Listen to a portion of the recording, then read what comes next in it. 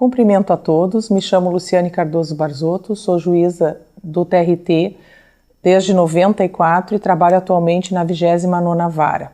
Então é um prazer estar com vocês trabalhando esse tema, contrato individual do trabalho, especialmente nesta aula, a questão da classificação e da morfologia do contrato de trabalho.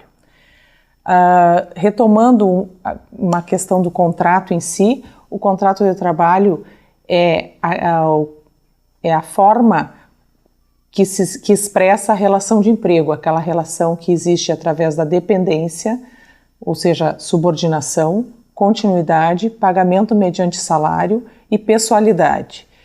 Esse contrato, via de regra, que contém a relação de emprego para a CLT, ele é firmado de forma indeterminada no tempo, por conta do princípio da continuidade.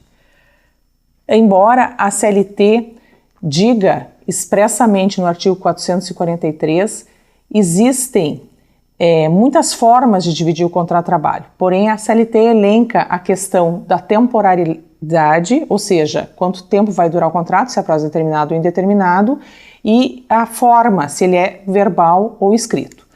Vou ler o que diz a CLT expressamente. Artigo 443. O contrato individual de trabalho poderá ser acordado tácita ou expressamente, verbalmente ou por escrito, por prazo determinado ou indeterminado.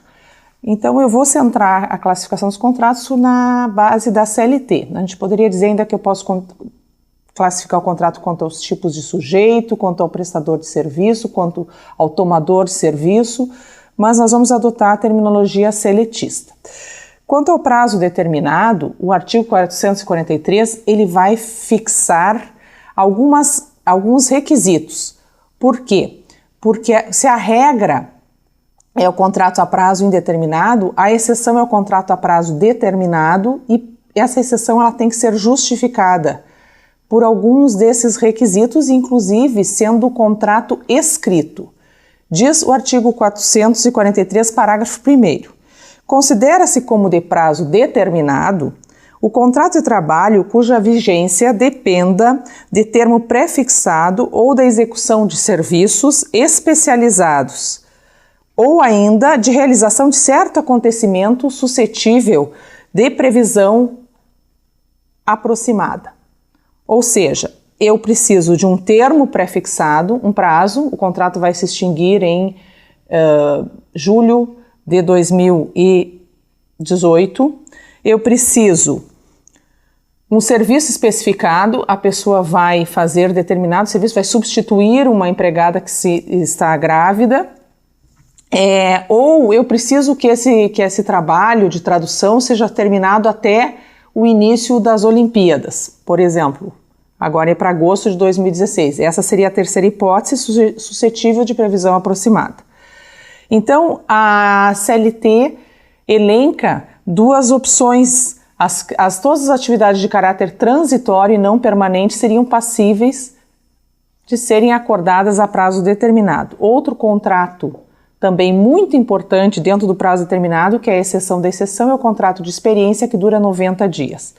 Como a CLT protege a continuidade do vínculo, existe a tese da conversão qualificativa do contrato. O que significa isso? Que todo contrato a prazo determinado pode ser transformado em contrato a prazo indeterminado. Como?